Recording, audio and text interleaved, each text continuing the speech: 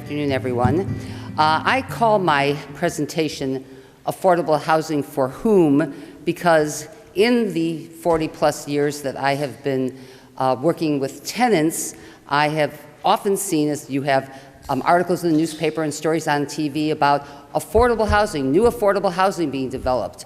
And most of the time, I find that that affordable housing costs too much for any or most of my clients to rent.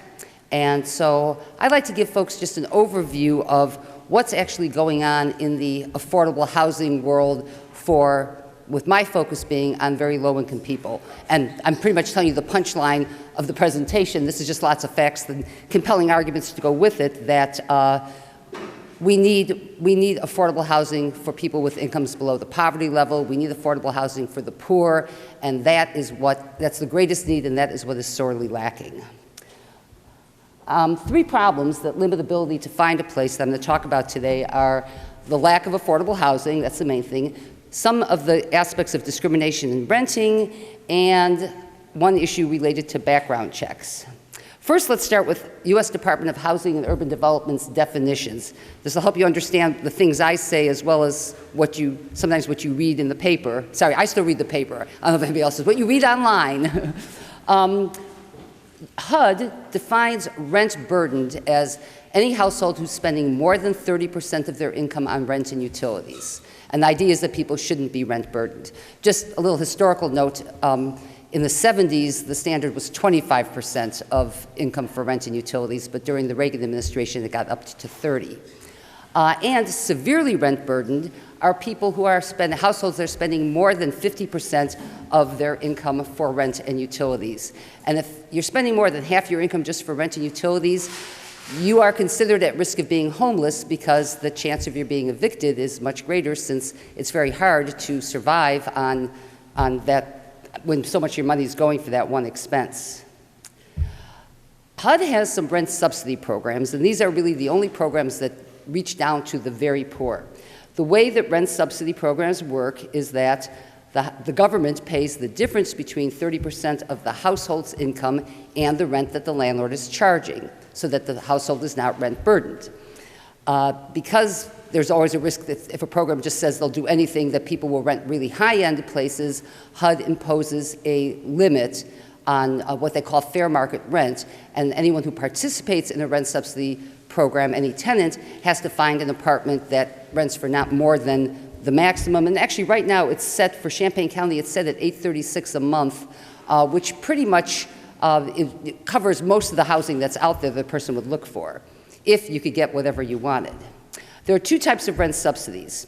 One, and this explains a lot of what's going on out there now in the news, so this is why I wanted to tell you about it. Project-based subsidies. A project-based subsidy is attached to an apartment. So if you moved into Country Brook Apartments or into the new Bristol Place development that's going up on the corner of Bradley and Market, the subsidy, if you get a subsidy, the subsidy will be project-based. It'll be attached to the apartment. If you move, you lose your subsidy. And then there are tenant-based subsidies, and tenants tend to prefer those. The rent subsidy is given to basically to the landlord of the tenant household, where the tenant shops an apartment, finds a place or a house, they find a place they want, and then the same difference between 30% of income and what the landlord's charging within the fair market rent will be paid to the landlord. And the subsidy is portable. You can move from one place to another and take the subsidy with you.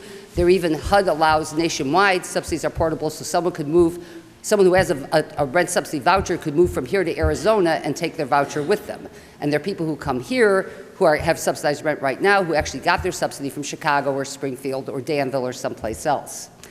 Section 8, if you're all familiar with that expression, Section 8 vouchers, that's pretty much what tenant-based subsidies are. The only reason I don't use Section 8 in the rest of this presentation is because the Housing Authority of Champaign County is one of 39 housing authorities that were selected almost 10 years ago by HUD for a special demonstration project called Moving to Work. And so they don't consider their vouchers Section 8 because under Moving to Work, housing authorities have the flexibility to change some of the regulations that are imposed on Section 8. So they call their program Housing Choice Vouchers. And for the rest of this presentation, I'm going to use the expressions rent subsidy and, where relevant, project-based or tenant-based. Now here's the biggie on the definitions that explains a whole lot. What is low income? Well, according to HUD, low income is 80% of area median family income. In a moment, I'll tell you the dollar amount for that, but just think of the concept. What is a median? And this is everyone up to 80% of the median. And they're all low income? Actually, 80% of area median for a family of 3, let's say this is a very typical family, single mom with 2 kids, the 80% of area median is $57,200 this year. Now that's not rich. If your whole household income is $57,200, you might still struggle to buy a home. And so for home ownership programs, it probably makes sense to call low income 80%. But for renting, $57,200 is not poor. And there are programs that provide assistance to people who rent if they're at that income level. And I don't begrudge anybody help, but with limited dollars, I'm concerned about the people with lower income. Very low income is considered 50% of area median income, and extremely low income is 30% of area median. Poverty level is a little bit below 30% of area median. And here's a chart that gives you those numbers. So I'm just going to focus on the family of 3. If you are very low income, your income is no more than $35,800. That's very low income. And extremely low income for a family of 3 is $21,500. And the difference is if you have a single wage earner with 2 children, $35,800 is about, if you had a full-time year-round job, it's about $17, I think, and 33 cents an hour. So, it's not rich, but it's still, how many people have $17 an hour jobs? For extremely low income, that's like $10.17. And then you'll see the poverty level for 1 or 2 people is actually lower, noticeably lower than 30%. And for a 3-person household, poverty level is close to the same as 30%. So if you were in a conversation with a member of Congress, for example, or a US senator, and you wanted to make a pitch, it would be, we need more money for subsidized housing for households with incomes below 30% of area median, or below the poverty level. Almost all the housing in this town that's called affordable housing has rents targeted for the 50% level. And that really is, from my point of view, the essence of the problem. So who has the greatest need for affordable housing in Champaign County? It's lots of people are poor for different reasons, and this is, and I'm just going to give you some examples. Did you want to ask something now? Yes, is the area median for county Oh, area median income, HUD establishes, the question was, what is area median income? Is it the county, is it the cities? Department of Housing and Urban Development sets area median income by county, and it changes every year, what they set. And, but there are, just since you asked, Housing Authority of Champaign County, for its tenant-based rent assistance, has this very expensive contract with the U of I. It's over $1 million over, I don't know how many year period, to study the rents in different parts of town. And if you actually had a housing choice voucher, your fair market rent, that $836 figure I gave a few minutes ago, that could be too high or too low depending on where you live. So in West Champaign, it might be different than in the campus area. But the HUD standard that affects the programs overall is set by county. Okay, here are just some examples of who needs housing and can't afford anything at all that's on the market. I mean, nothing. And if you think you can find someone for people with income this low, call me and tell me about it. It's probably substandard, but I can't even find substandard housing that is affordable to folks receiving SSI. If you're not familiar with SSI, Social Security Supplemental Income is the type of assistance people would get if they have not paid enough money into Social Security to qualify for Social Security disability. You have to have worked 40 quarters, that's the equivalent of 10 years, doesn't have to be consecutive, but in your lifetime, to get Social Security benefits when you retire, you have to have worked at least 40 quarters at a job where you and your employer were paying into Social Security. And if you become disabled, you have to have worked at least 40 quarters before, with 10 years before you can get Social Security disability. People who were born with disabilities, people who become disabled as young adults, or just become disabled before they've been in the workforce 10 years, only qualify for SSI. SSI monthly benefit is between $731 and $771 a month.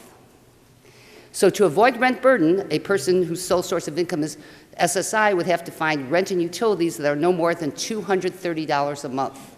Now, I know a lot of people in this room are homeowners, not renters, so you may not know how much rent runs, but $230 a month is less than half of what it would cost to rent a cheap studio apartment.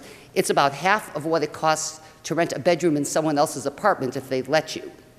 Of the close to 4,000 people in the county on SSI, the majority are not senior citizens. The figure that I got was for the under age 65, but actually the majority are under age 55. And most subsidized housing, tenant-based or project-based, well, actually, the project-based, I should say, not tenant-based. Most of the project-based is for senior citizens, or they're 2- and 3-bedroom and 4-bedroom places for families with children. So there are far fewer options. We already don't have enough, and there's far fewer options for people with disabilities whose sole source of income is SSI if they're under age 55. It's been my experience that people with disabilities whose sole source of income is SSI are either severely rent burdened or they're homeless, except for the few who can get a rent subsidy. Once a month I go for tenant union over to Daily Bread Soup Kitchen to help talk with people about housing, and so many of the people I meet there there are a lot of people that, by the way, at the Soup Kitchen are employed, but among the people who are not employed are people on SSI who are homeless because they need a rent subsidy, or they are just going to have to live on the streets or wherever they can find because their income is just too low to afford anything. And I think we should do something about that. Another demographic that is very poor are single parents with kids. A single mom in Champaign-Urbana who earns minimum wage would have to work 72 hours a week in order to afford a cheap 2-bedroom apartment without being rent burdened. A single mother in Chicago who earns minimum wage would have to work 84 hours a week to afford a cheap 2-bedroom apartment. And the reason I threw that in there is throughout my life in Champaign-Urbana, I have just heard so many people tell me at one time or another, or ask me, students make the rent high, right? The reason we have high rent is because of the students. That's why students are here in our community, is so we can blame them for everything that's wrong. But obviously, the students don't make the rent high. The landlords are those who make it. But rent isn't high because we have students. Rent is high all over this country. Any place where a population in a city or in a county can pay higher rent, the rents will be set to what the people can pay, and that leaves out the poor. And in Chicago, rents are even higher than here, which is why the minimum wage worker has to work 84 hours a week there and only 72 hours a week here. When the new minimum wage goes into effect next July, I think, I did the math, I think it drops down to mom will only have to work 64 hours a week at minimum wage in order to afford it. But that's still, when you have children, and for anyone that's hard, when you have children, who's going to watch the kids and who's going to pay the child care for those 64 hours a week that you're working? Just one more sad statistic. The Regional Office of Education reports close to 600 school children in Champaign County were homeless during the last school year. And this number does not include all the children who are under age 5 who are not yet school children, because it's just a count of the kids in the schools. So there are at least 700 homeless children every year in Champaign County, and I think it's more because anecdotally I have learned there are women who are homeless who won't report it anywhere, not even to get services, because they're afraid the state will take their children if they know the kids are homeless. So I wouldn't be surprised if there are 1,000 homeless kids in Champaign County every year. How big is the need? More than 5,200 households, that's over 10,000 people, applied to Housing Authority of Champaign County for a tenant-based subsidy when the list was open for a month earlier this year. 5,200. Well, Housing Authority conducted a lottery to select which 1,500 of those people even get on the wait list. Housing Authority wanted to make it 500, but so many people applied, they thought, well, we better make it more, but some of the staff think it's a mistake because they're not going to be able to serve most of them. Only a few hundred of those 1,500 are ever going to get a subsidy because there's no new money. Every person who's on that list has to wait till someone who currently has a subsidy either leaves the program or gets kicked out. The wait list for the subsidized 2- and 3-bedroom units at the new Bristol place that's going up on Bradley and Market opened for only one day. And there was some confusion about which day it was, so a whole lot of people didn't know about it. In one day, 600 applications were, actually I said people, but it's actually households, 600 households applied for what's going to end up being 60 subsidized units. Most affordable housing has no rent subsidy and is completely unaffordable to households with incomes below the poverty level. Home ownership programs, even wonderful programs like Habitat for Humanity, really help people a lot, but they do not create housing opportunities for households with incomes below poverty level. You can't afford home ownership when your income's that low. And new developments like Bristol Place and the apartment complexes that were built to replace public housing over the course of the last 15 years, all of them are Section 42 tax credit projects, which I'll explain in a minute. And Section 42 does not create any rental units that are affordable with households with income below the poverty level. You getting the idea?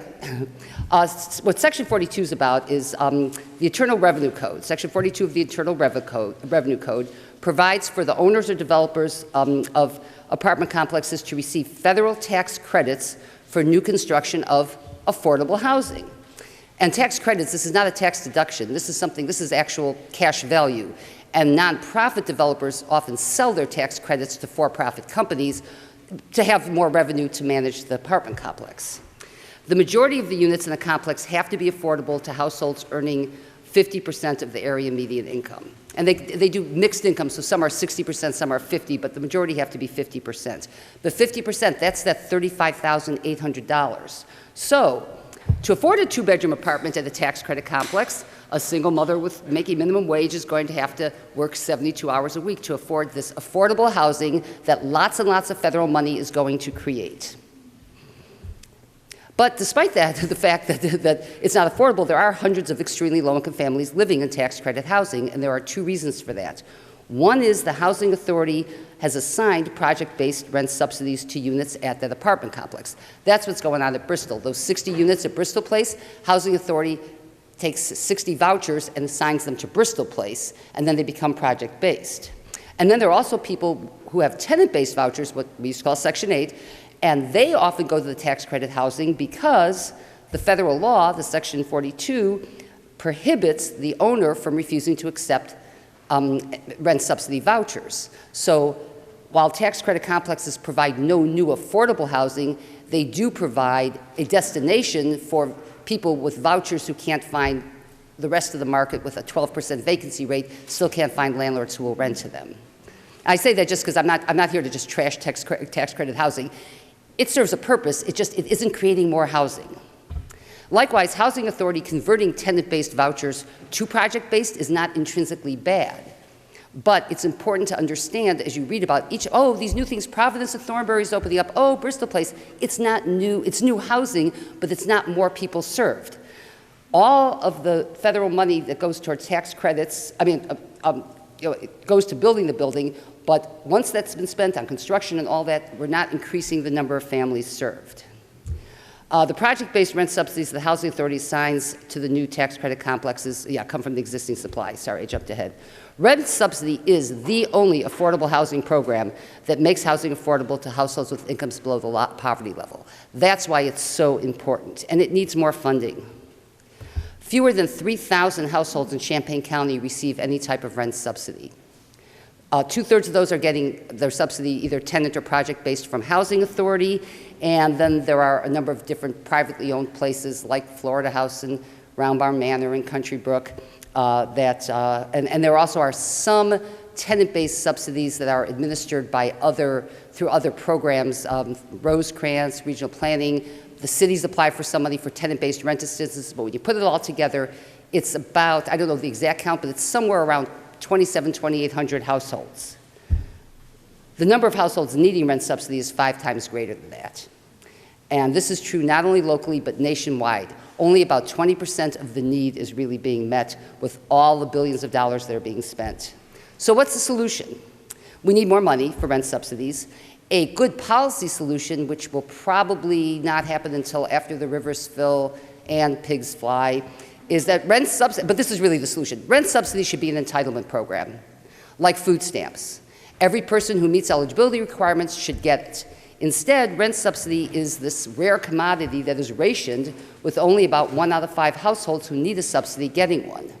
And I don't have a slide on this, but there's also a little angle on, it's cheaper to help higher income people than lower income people.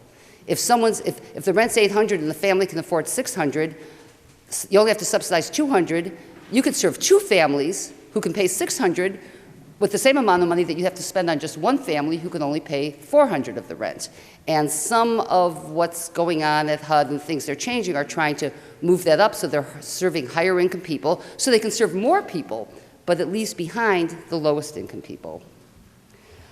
Just so you know the dollar amounts, and if anybody wants to call your member of Congress and make a pitch for this funding, HUD appropriations for the current year are about $20.3 billion for tenant-based subsidies and $11.7 for project-based. The White House proposes the same total amount, around $32 billion, but reducing a little bit tenant-based to increase project-based.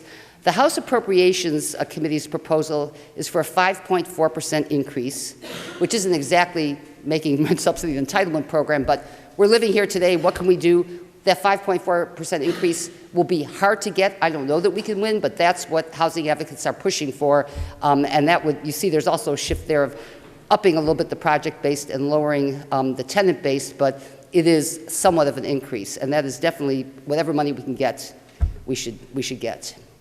Other than inability to afford rent, there are a few other barriers, and one I want to talk about today is how discrimination keeps people out of housing. And the three types of discrimination I'd like to address are people using a voucher to subsidize rent, people who have, quote, too many children, end quote, and people who have felony convictions. The only places in the entire state of Illinois where fair housing laws prohibit a landlord from just saying, I don't take Section 8 or I won't rent to people with rents with subsidies are City of Urbana, and that's just within the corporate limits. If you're outside city limits, you're not covered. City of Naperville, same thing, and all of Cook County. And that's somewhat new with Cook County. It used to just be City of Chicago. But many landlords, and it feels like most when you're someone with a voucher, just refuse to accept rent subsidy. Some will come right out and say, if you ask them, I don't want to rent to, quote, those kind of people, end quote. And I think that's mostly what it's about. But a lot of landlords who don't want to be painted with that just say, well, they don't want to participate in the government program. I mean, it's really onerous to have to sign a one-page contract, or it's a three-page contract with the housing authority agreeing to accept a check from them every month, which always comes on time. But some people just think that's too much of an imposition on their individual rights to be forced to have to accept a government voucher to cover the rent. An interesting historical point, Champaign's human rights ordinance used to protect voucher holders from when the ordinance first passed in 77 until 2001, and then for about 18 months in 2006 and 2007. And if anyone wants to know the story behind that, ask me during questions. All right, next one, how many children is too many? Evidently it's 3, although frankly, we run into cases where 2 kids are considered too many. But the most common problem, and this has been going on for decades nationwide, is couples or single parents who have 3 children and want to rent a 2-bedroom are often told the household is too big for a 2-bedroom apartment. You have to have a 3-bedroom. But 3 bedrooms cost about 50% more. You don't have to be poor to say, hey, it's not worth it to spend all that extra money for a 3-bedroom, or I simply can't afford it. That refusal, unlike everything else I'm talking about here, is a violation of federal law. Federal civil rights law prohibits discrimination based on familial status, and that includes the number of kids in the family, as well as Illinois' human rights law and Champaign and Urbana fair housing laws are human rights laws. And the only exception is if the total number of people really is too big for the apartment. So, I remember 20-some years ago, there was a story about a couple with 19 children in a 2-bedroom. Okay, fair housing law doesn't protect your right to shove 19 people into a 2-bedroom. But there is a way to figure it out, and I'm mostly telling you, since this already is the law, telling you this for your own knowledge, and if you know anybody with children who ever faces housing discrimination, tell them. You measure the square footage of any room that can be used for sleeping space. Not just bedrooms and a living room, a dining room, a family room, a den, whatever there is other than, you cannot use kitchens, bathrooms, hallways, or closets, but any other room can be used for sleeping purposes. And then you look at the city's zoning requirements for how big does a room have to be for the number of people sleeping in it. For one person, both Champaign and Urbana zoning laws say it has to be 70 square feet, and I think that's probably a standard nationwide, but I'm not positive. For 2 people, Urbana's zoning says the room has to be 80 square feet, and in Champaign it has to be 100, and for 3 people, a room has to be 120 square feet if it's in Urbana, or 150 in Champaign, and then it goes up about 40 square feet for each additional person. So the couple with 3 children can have 1 bedroom for themselves and put the 3 kids in the other bedroom in a whole lot of apartments around here. It might be the kids get the master bedroom and the parents get the smaller one, but it works. And if that square footage works out and the landlord says too many kids, that's a federal civil rights violation, and people should file a complaint because something will probably actually work out for them. And then the thing we've been working on lately is criminal conviction record. People with conviction records, especially felony convictions, are frequently denied housing because of their record. Even when the crime did not occur where the person lived, even when the crime did not occur where anyone lives, it wasn't even that residential property, even when the crime has absolutely nothing to do with anything that will ever affect the landlord, many landlords, perhaps most, deny housing to people with criminal records. Champaign and Urbana human rights laws, when they were first passed in the 1970s, prohibit discrimination in employment, the sale or rental of housing, credit, and access to public accommodations on the basis of prior arrest or conviction record. Great laws. But for no good reason I could think of, although I think I know the reason, but it wasn't a good one, in 1994, Champaign City Council added an exception to the human rights law that applies only to rental housing. A landlord may refuse to rent to anyone with a forcible felony, which is a very broad category, or drug-related felony conviction until the person has lived outside of jail or prison for at least 5 years without another conviction. Now you might ask, where will they live for 5 years? The city's position is not my problem. I think that the fantasy is they'll move away, but every city has this, where are they going to move away to? Today, it would be unlawful for a realtor in Champaign to refuse to sell a house to a person because that person has a felony conviction, no matter how horrible their offense. But it's totally legal for a landlord to refuse to rent a house to a person who was, say, sentenced to probation 4 years ago because they were caught at a traffic stop with 1 rock of crack cocaine in their pocket, because that's a felony conviction. And if people don't know, on convictions, possession of any illegal drug other than marijuana is a felony. In fact, people who have a felony drug possession conviction, some of them are people who didn't even have any drugs on them. They had a pipe. And if the pipe had been used even once before, there was residue on the pipe, and that is grounds for charging them with felony possession rather than with misdemeanor possession of paraphernalia. And it's the state's attorney's call. Usually people get the higher charge when they have priors, even if the priors aren't related. If a person with a felony conviction comes from a homeowning family, again, no matter what the crime and how long they were incarcerated, they can move in with their family the day they get out because their family owns their own home. But if the person comes from a renter family, they can't move back home unless the landlord will accept them as a tenant, and so many landlords won't. So discrimination based on conviction record really keeps families apart. A renter household, any renter household can be evicted for having someone living in the unit who's not on the lease. And everyone should know this, especially those of you if you're still renting. You can't just let a friend come live with you. No one has a right to live on the property except those who have permission from the landlord in the form of a rental agreement. And people, even separate from the eviction record, if you let your sweetie come live with you and you get caught, you can be evicted, and then it goes on your credit record. And the problem is, so the family applies to be added to the lease and the landlord says no.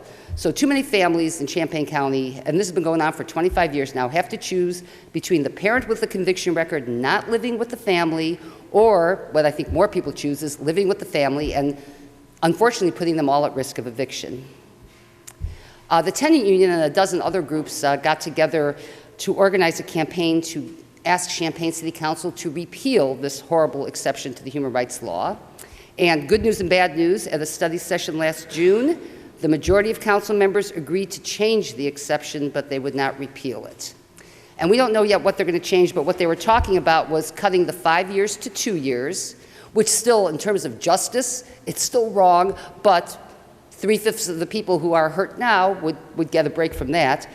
It seems like they're probably going to remove felony conviction for drug possession. I'm sure they're going to leave in sale, manufacture, and distribution of drugs. And this might just be my fantasy, but I think they might replace forcible felony with the expression instead with a list of violent crimes. I think everyone assumed forcible felony was violence, but actually one particular type of forcible felony that affects a lot of low-income people, and has affected a lot of low people in our county, is that for the last at least, I think it's more than 35 years, every single state's attorney has had the right to and has actually exercised the prerogative of prosecuting shoplifting as felony burglary instead of retail theft. And they don't do it on the first offense. First offense is retail theft, but people who've been in trouble with the law before, a number of them get felony burglary. I remember the guy who walked into a store, took 2 cans of Spam off the shelf, put one in his pocket, and paid for the other one with a debit card. And then they did it, let him walk out, and then, called the police, and he was arrested. And the state's attorney's office charged him with felony burglary, and the plea bargain they offered was 4 years, okay, for a can of Spam. And he paid for one. But that's what's going on out there. So when people think, oh, convicted felons, and they're dangerous, this is what we're talking about. Not always, but they're among the people affected. The last thing I want to talk about are background checks other than criminal checks, and it's a whole big problem. And the truth is that if you have a background, if you don't pay rent or you're getting evicted, if you've been evicted, yeah, landlords don't want to rent you. And frankly, I understand why, because they're worried that you'll move in and then not pay, and they'll have to spend a lot of money to get you out. But there's a flyer on your seat when you sat down about a bill addressing a particular background check issue that I'd just like to briefly discuss today. Most landlords do some kind of background check. Some actually pay for a background check, and many others in the last 10, 15 years just use the free information available on the circuit clerk's website. You can just Google Champaign County Circuit Clerk, type in anyone's name, and see everything. See their traffic tickets, their criminal, their civil, everything. Every landlord has a different standard. There are no laws regulating background checks. What drives me nuts, and this really hurts efforts to fight discrimination, is no law requires the landlord to tell an applicant why he or she was denied a rental. And if a background check reveals the applicant was evicted, most landlords deny the application, some even if the eviction was 10 years old. Housing Action Illinois, which is a statewide organization, a coalition of groups including tenant union, is promoting passage of House Bill 2299, House Amendment 1, and that's because they do that with legislation. It's really the amendment is the bill now. And this bill would require the sealing of any record of a court filing for eviction against the tenant if the tenant won the lawsuit, the case was dismissed, or the tenant was not the party at fault but was named in a suit for possession. For example, if you rent a condominium and the owner of the condo is not paying the condo assessments and property tax, then the condo association might sue to evict the condo owner, and if they do, and you're their tenant, they include your name on there too, because in order to get possession back, everyone who's in there has to leave. Now, when I say sealing eviction records, that means that somewhere it's on record, but when people go to the circuit clerk's website and they type in your name, if you had been sued for eviction and it was one of these 3 categories, it wouldn't come up. They wouldn't even know that anyone filed against you. Now, why is that? And that's because many private companies that compile information for the background checks that landlords pay for will list an eviction if it was filed against the tenant without bothering to check to see what the outcome of the case was. They might just assume that, oh, all evictions the tenant loses, but that's not actually true. And many landlords go to the circuit clerk's website for free rather than pay for it, and they look at the tenant's name, and when they see the lawsuit was filed for forcible entry and detainer, which sadly is what the eviction law is called in Illinois, so it sounds like breaking and entering, but it just means you're getting evicted. They just reject the applicant without clicking the link on the page to learn the resolution of the case. I wish they'd have right on top, if they aren't going to seal it, who won, but they don't do that. But in defense of the circuit clerk, it's not like it's so hard to find out. It's just one more click, but people don't bother. They just look at it, they see, and they turn them down. So that's what this legislation will do. We need to pass this bill so that people are not denied housing for an eviction record when they weren't really evicted. And it won't help everyone. It won't help with all the problems with background checks, but it will do something. 3 things you can do. I like to have action endings for these things. Okay, one is advocate for more funding for rent assistance for households with incomes below the poverty level. And always ask, how much is the rent whenever you hear housing described as affordable? And I really want to emphasize that. I don't know who all is in this room, but if you are anyone who's in any policymaking decision or oversight, if you're a member of the Community Development Commission, if you are a county board member or a city council member, or even have influence over someone like that, that's the key. Ask them, how much is the rent? And Bristol Place, that's first ask, well, how much are the rents going to be? And then divide the rent by 0.3, and that will tell you what the income would be of a person who can afford the place. And then Google the poverty level and compare that to the poverty level. And if it's well over the poverty level, then that's not affordable housing for the poor. And I really do think, I mean, some of this is deliberate, but I do think a lot of well-intentioned people in government and quasi-government agencies really just, they own their own homes and they don't necessarily know how much rent is. And I don't think people think about this, which is actually why I was asked to do this presentation rather than talking about a totally different topic I might have preferred, because too often the whole pitch is just, well, affordable housing, like it's just sort of this general thing.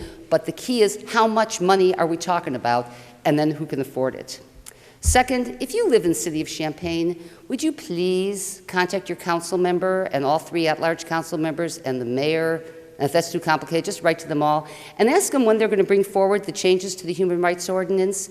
It hasn't been so long that we should be yelling, but it's been it's going to be almost 3.5 months since that study session, and they should know that people actually are waiting for them because they promised they'd bring something back.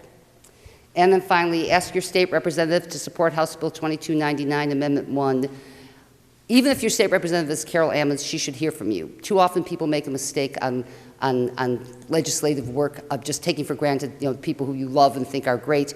But I guarantee you there is a very big, rich, powerful real estate lobby in the state of Illinois. And they're working against this bill. They work against anything we try to do for tenants. I mean, I say we being all tenant advocates, and legislators, even our friends, they need to be able to tell them, well, I'm hearing from lots of people. And if you happen to be represented by anyone other than Representative Carol Ammons here in Champaign County, definitely please let them know about this legislation, because very few people will probably be contacting them, and you can be one. I'm from the Champaign-Urbana Tenant Union. We are not magicians, but if you have a question about landlord-tenant relations or a problem with the landlord, call us. We probably know the answer, and a lot of times we actually can help you. Thank you, and I will take questions. Oh, thank you. Oops. I did that wrong. Oh, well, sorry, I messed it up. Anyone have questions or comments? Yeah, Paul. I'm wondering, you mentioned that you weren't against the mortgage tax credit, but really target. Yeah. Maybe middle, lower class people's range.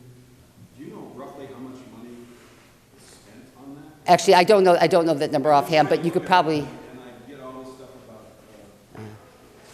nothing on the figures. Well, actually, the Bristol Place project was, I believe, $7 million, and I mean, it might be higher than that. So that's approximately. But, and if anyone from City of Champaign were standing here, they would say, well, Bristol wasn't about creating affordable housing for the poor, it's about community redevelopment. And that actually is, this is why some people in governments don't like me. From my perspective, community development goals are in direct conflict with affordable housing goals, often. And like remember old-fashioned, for those of you who are older, urban renewal, and like what we call gentrification, it's the same thing.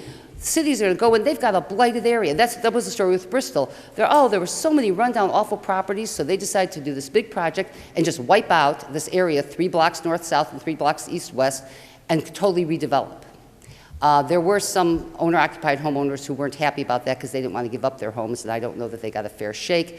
And there were some rental properties that were in good shape. There were 2 houses, I'm now forgetting, I usually have a good memory, whether they were housing, I think they were housing authorities, scattered site houses that had just been rehabbed, and so that's a waste of money. And there was also, or there were habitat houses. But anyway, they all got torn down because everything got torn down. And at one of the meetings, one of the homeowners who didn't want his house torn down said, why can't you just tear down all the junk? Because like 70% of the housing there was in bad shape. And though, I'll even take one more step back. How did the city of City of Champaign allow this substandard housing to exist for so many years? Lack of code enforcement is what results in the property deteriorating, and then it's deteriorating to the point where, we just have to tear it down. But the people living in that housing were mostly poor. So you tear down poor people housing, and then you build something new and lovely, and the rest of us, whose only relationship to that housing is to drive by or walk by, think it's marvelous, and that was tax money well spent. And in terms of the city not looking like a dump, in that sense, it is tax money well spent. But where's the trade-off? And the reason they didn't want, this is the amazing me, the reason they didn't want to just leave the good stuff and tear down the bad was because they didn't want to have to be developing the place lot by lot. They said one developer wants the whole stretch to use for themselves. I personally didn't think if it's an urban planner's dream to have 9 square blocks completely clear and you can build whatever you want.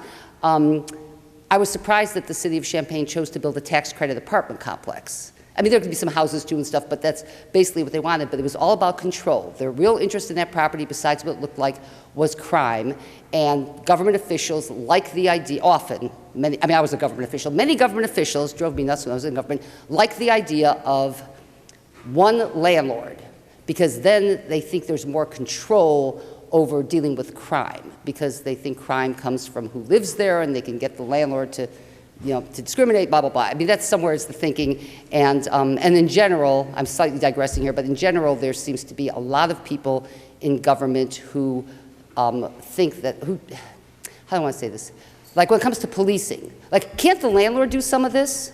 Well, if you're a homeowner, who is the police going to get to do the job instead of them? Well, that's their job, but somehow, like, tenants aren't really people, or they're substandard people, and so so they like to have this whole control thing. And that's the same thing with the tax credit apartment complexes. It's not like you have all these city officials who want to spend a lot of money building tax credit apartment complexes, but they want to tear down blight and build something else, and tax credit is the vehicle, and that's why they do it. If I might have a follow-up, Yeah. Oh, sure. My theory on that is it's all because of the poor decision, which I think was partially racially based, of allowing Sprawlville, which is the north of the interstate development out there. The whole. You mean the commercial development? Oh, Marketplace. Oh, yeah. Well, and yeah. there's just too much traffic.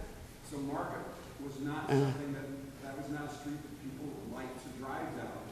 I always did because there was less traffic. But white middle class people, predominantly, this is a stereotype, would avoid that. So if you clean up that road, you have one more entry into Sprawlville, which should have been built on the other side, this side of the interstate, and it wasn't, I think, because of racism, because they wouldn't do the infill into the north end. There were open areas along Lincoln, et cetera, that they could have done on this side. But, well, anyway. Yeah, I think with Bristol, definitely part of it is the view of things, but that the housing was run down has a lot to do with that property owners weren't keeping it up, and nobody makes them keep it up, so they didn't, and it got crummy. I'll tell you another. I'll just throw in one other thing. I was at the Affordable Housing Forum. It was a panel last March over in Urbana, and someone from the City of Champaign staff got up and talked about a new trend is we're going to create affordable housing by allowing multifamily housing to be constructed in single-family neighborhoods. And you're going to see this. This is the solution. And so people, owners of single-family homes who don't want that, wouldn't be thrilled. But how does that create affordable housing? It's not. We're not talking Cherry Hills. Let's go put up some apartment buildings there. No, you go into neighborhoods where you have smaller, lower-cost homes that are either owned by people who might not have income below the poverty level, but are low income by HUD definition, and buy those homes. Because a developer is not going to go buy $350,000 homes. They buy the cheap homes, and if the home is not occupied by a low-income owner, it might very well be rented to extremely low-income or very low-income people. So you tear down that housing, which is just like they did with Bristol, which is housing where poor people live. And then if you build a new apartment building, new apartment buildings always have the highest rent because they're new. So basically, it would not really be creating affordable housing, but they consider it affordable because buying a single-family home costs more than renting even a high-rent apartment. So that's how you satisfy the affordable housing. Do not be fooled. In the next few years, you're going to be hearing about this. People are going to be pushing it, saying no, no, no, because it's a bunch of baloney. Other questions? Yes, in the back. Oh, sorry.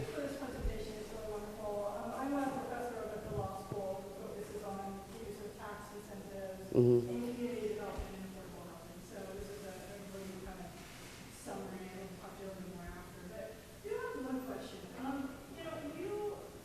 In framing the problems with these programs, and their ability to reach very low income tenants, you, I think, probably rightfully point to the voucher system as having more capacity to do that than our current affordable housing subsidies on the post-based side. That said, my concern is that there is such a problem with landlords who just don't accept tenant vouchers. Oh, yeah. You mentioned this in your talk, but we are very much dependent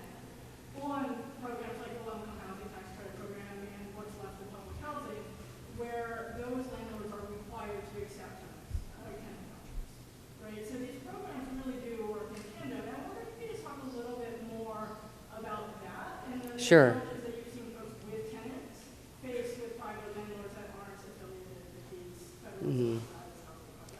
Yeah, okay. Actually, the reason I don't, the only reason, and this is to answer your question, also following up with Paul, the reason that I don't, the main reason I think the main value of tax credit housing from my perspective is that it is a destination for people with tenant-based vouchers. If there were no discrimination against people with vouchers, then I don't see a lot of value in terms of affordable housing in tax credit housing. I mean, they still are cheaper rents. I mean, the like $675 a month for a 2-bedroom is cheaper rent than you'll find in lots of parts of town. So, but it's just not getting to the poor. But as far as tenant-based, and actually the housing authority, I'm not sure, I can't speak for them, but I believe if someone from the housing authority were here, they would make the pitch about the difference between project-based and tenant-based and why they're moving to project is, one, because of the discrimination. They have, right now, they have funding for, technically they should be serving 1,930 households, but they're, I forget the number, but there may be 80 down for that because there are people with vouchers who are having trouble finding places. When you get a voucher, you've got 3 months to find a place, and there have been people who've lost their voucher. There's a way you can get extended a little more, but they've lost their voucher because they just couldn't find something in 3 months. So as long as there is discrimination, project-based is a solution. The problem with project-based, another reason the Housing Authority would do it, and this is actually really important, when you have a tenant-based voucher, so you find a place, Housing Authority inspects, assuming it's through Housing Authority, and most of them are, Housing Authority inspects, and if the housing meets housing quality standards, then they'll approve it and you can go ahead and rent. But just because something is not substandard today doesn't mean it'll still be up to standard 6 months from now or a year from now. A lot of people don't realize that. It's not like there's bad buildings and there's good buildings. You can have a great building and then someone buys it and doesn't do maintenance for 2 years and now it's a dump. So what I've seen, a tenant union, in fact, I think I've had personally handled 4 clients like this in the last year, are the landlord's not doing repairs, the tenant tells Housing Authority to come out and inspect, they give the landlord a notice, you've got 30 days to do these repairs or we're pulling the voucher. And then the landlord doesn't do the repairs, and then Housing Authority sends the landlord a letter saying, we've stopped the rent assistance payment. Okay, so now what's the tenant supposed to do? They got to get a new place. So they have to go back to Housing Authority to get another voucher, and then they have to shop a place. And then in the meantime, the landlord, the voucher's been stopped, but the tenant's still living there. The landlord tells the tenant, you have to pay the full rent, which they can't get. And I don't want to bore you with like going off too far, but what drives me nuts about this is, I talked to Housing Authority. I even talked to Land of Lincoln and the legal assistance, that's free legal help for the poor. They say, well, it's in the contract. The landlord cannot sue the tenant they can't successfully sue the tenant for the Housing Authority's share of the rent. Although the tenant can't live there forever, they really need to get out soon. And there's nothing in any regulation that I know of that says just how long the tenant has after that happens. So that puts them in peril. But the biggie, and U of I students should know this too, you're anyone in peril, a whole lot of landlords just do not bother to sue people. They just turn you over for collection. So now they've ruined your credit. And if you want to fix it, you have to sue them, notify the credit agencies that the matter is being litigated, send them copies, proof of the court papers, and then you have to win the lawsuit in order to get that off your credit record. So that is really bad. And so I think if David Northern, the executive director of Housing Authority, were standing next to me, he'd probably say, well, project-based, people don't run into that problem, and that's one reason for it, and it is good. But then the other side of it, there are some of the project-based subsidies in this town are not through Housing Authority. Like one of them is, I'll just mention it because I think it's going to be in the news. A journalism student contacted me about it.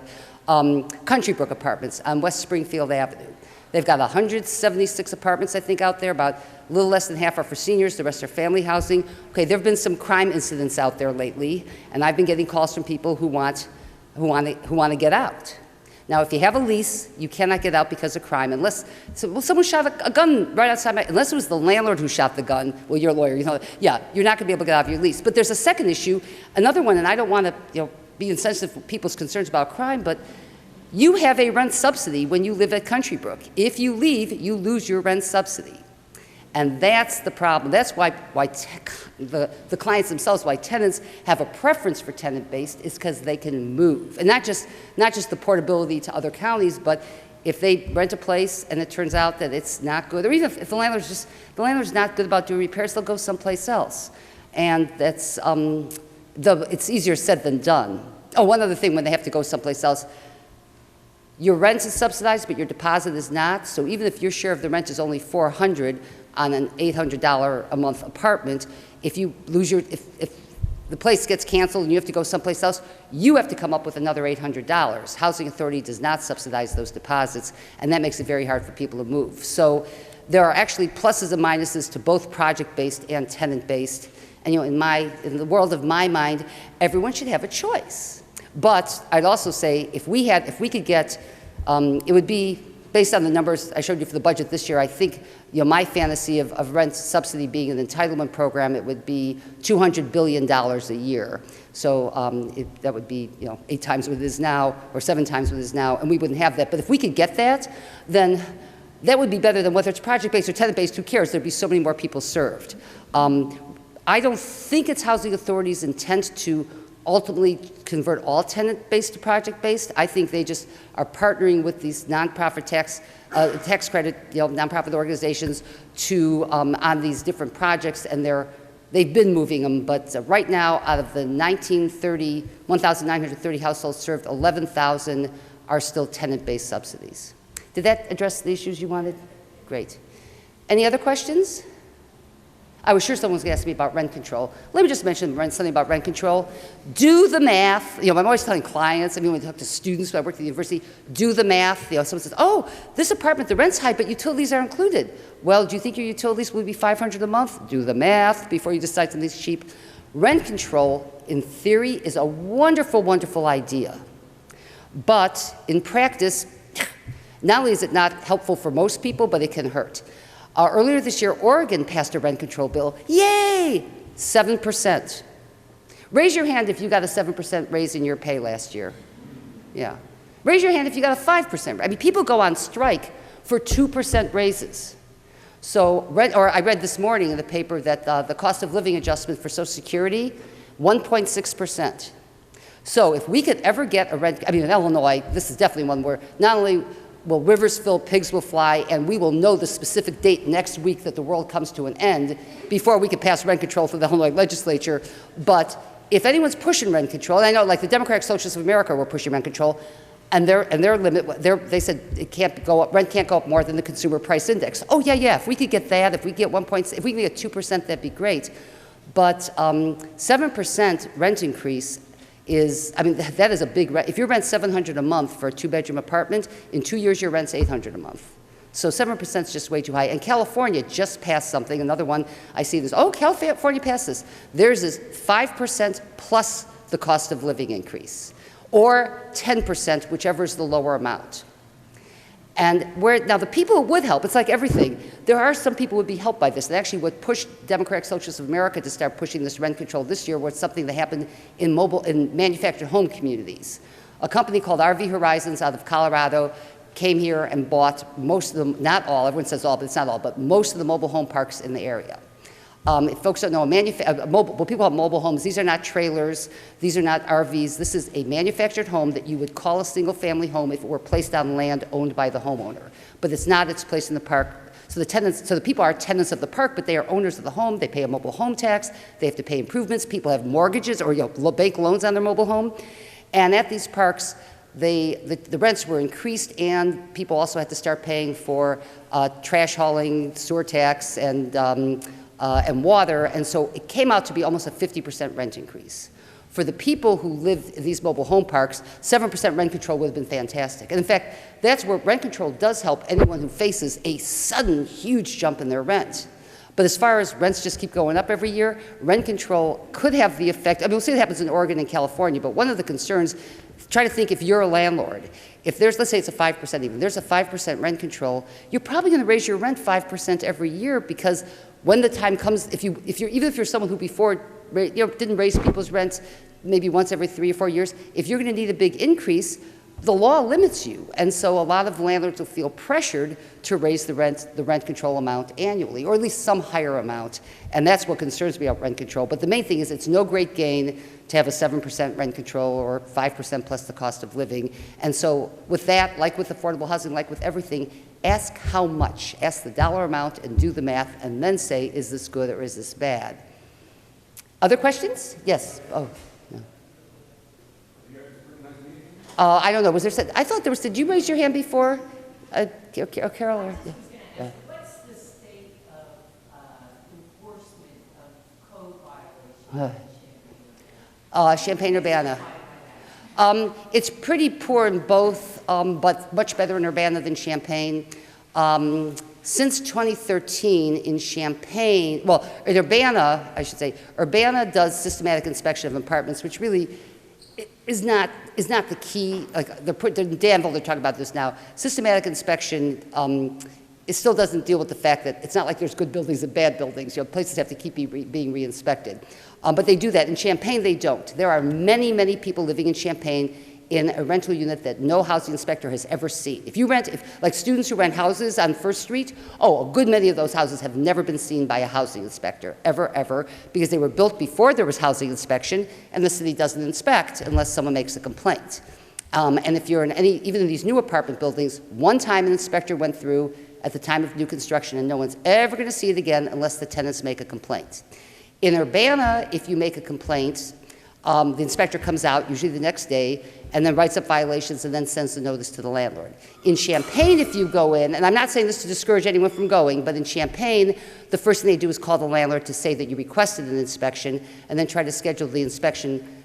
It's usually 3 days later at a time convenient for the landlord, and then they notify the tenant of the time of the appointment. And that's because they're customer friendly, or they're customer service oriented, and for some reason seem to think that the landlord who's breaking the law is the customer, not the tenant who made the request.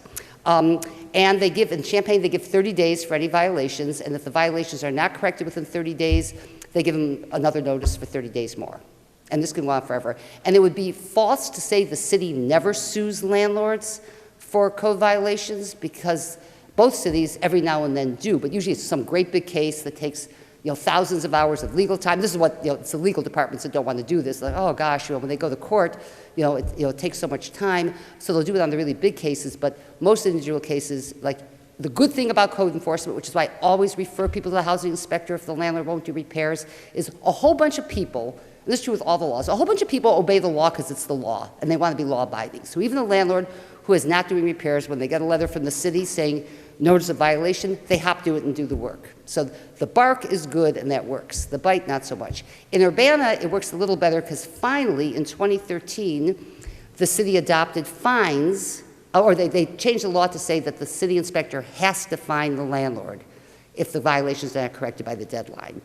Current Mayor Diane Marlin was on the city council at the time, and she's the one who got that, pushed that through. And it's not a big fine, it's just like $300, but if the city gives you 30 days, if you're a landlord and you don't do it in 30 days, there's a fine, and you get 14 more days, and if you don't do it in 14 days, there's another fine. Also in Urbana, we got passed a long time ago, everything is in 30 days. There are shorter time, and this is the way Champaign and everyone else should do it too. If your toilet doesn't flush, what kind of silly nonsense is it that the landlord has 30 days to get a plumber out? And I own now, so I know that you can call a plumber in the morning and they'll come out, their plumbers will come out same day. And if the one you call won't come out same day, call another one, and definitely the day after. Okay, so Urbana has much shorter time periods for toilet doesn't flush, broken door locks, no heat, things like that. And whenever that deadline is, when that deadline comes, if the work's not done and it says it on the notice of violation, you will be fined. Fining just works like magic, much better compliance. As soon as they started doing that, they got more landlords correcting it by the first deadline, and a real drop, in the ones who didn't do it by the second deadline. But there are landlords who thumb their noses at the city, and they just see like how far we'll go. And this is where I am very frustrated that the city just won't sue them. Last year there were 13 properties where the city, the landlord didn't pay the fines, so the city pulled the rental registration, which is a good punishment to the landlord. You can't rent this anymore, so you can't collect rent. But where are the tenants supposed to go? And so all the tenants were displaced. Now, some of us, you might remember this, I think you were one of them, Carol, who tried to push the city of Urbana several years ago to pay, when something like that happens, when the city closes the place down, that the city should pay the relocation costs of the tenants, and then the city should sue the landlord for the money back. Rather than 13 impoverished people who cannot afford a lawyer bringing 13 lawsuits, and most of them can't afford the money up front anyway to even incur the debt to sue, the city, which can't afford it, pays it, and then has one lawsuit against the landlord. But they won't do that. You know, cities don't do that, I mean, they hardly ever do it. Once in a while, they sued that Paul Zarucki who had the condemned houses over on Silver Street for a long, long time. They finally sued him and won $432,000 of fines. I don't know if he's paid any of it yet because he's gone to court to try to get the fines lowered and lowered and lowered.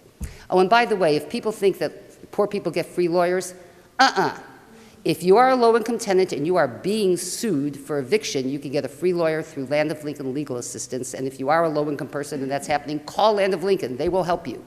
But if you have suffered a loss, this is one of the things that keeps poor people poor. If your deposit was ripped off, or if the landlord wouldn't give you the relocation cost, pay, and you had to pay for movers and all that stuff, and then you want to sue them, there are no free lawyers. You either go by yourself or you pay a lawyer. And a large number of lawyers in this town won't take landlord-tenant cases, even if the tenant will pay, because they're worried it'll end up being more expensive and the person won't, be able to do it. So there is some, so I'm code enforcement. It's like with affordable housing. The good news is there are rent subsidies. The bad news is there aren't enough. Code enforcement, the good news is a whole lot of landlords who won't do repairs for the tenant, will do the repairs if the city tells them to, and so people should use that service and not say, oh, it's worthless, it doesn't do any good. Same thing with discrimination complaints. File a discrimination complaint, a whole bunch of them get messed up. I eat my heart out. But they don't all get messed up, and sometimes people win big, and sometimes even if you're not looking for anything except to tell that person what you did was illegal, they're receiving a letter from the city saying a complaint was filed against you, can have an effect and can change their behavior in the future. So people should always try what works, but code enforcement, and it's not just here, I mean, it's all over the country, code enforcement is woefully inadequate, and the worst part about it seems code officials are not that they don't care about people, but if code violations are cited at the property next door to you, and the city can get the landlord to fix it in 6 months without taking him to court, they consider that a great success. Well, your lease is already up before the 6 months are up. That's not a success, it's a failure. So it's just, it's about the perspective. And the same thing with suing landlords. I mean, I always wonder, like, you get a traffic ticket, you park in the yellow zone, you don't mow your lawn, you're 20 years old and we're caught with a beer in your hand, there's a fine. And if you don't pay the city the fine, they sue you. And then you get turned over for collection. So how come they don't sue landlords? Drives me nuts. But that was a rhetorical question. The answer is, when they sue you, you're just going to either pay or show up in court alone. And if they sue a landlord, there's going to be a lawyer involved, and it's going to be 5 court appearances, they're going to get continuances, and it's just so much work that they don't think it's worth the money unless it's the really big cases, and that unfortunately undermines the code enforcement. Also, just a little anecdote, it kills me, but when Urbana first passed the law in 2013, which changed one word in the property maintenance code, where it said the inspector may fine, they changed it to shall fine. One of the housing inspectors quit because he did not want to have to fine landlords. Yeah, real story, and that's real frustrating. Yes, oh, what, pardon?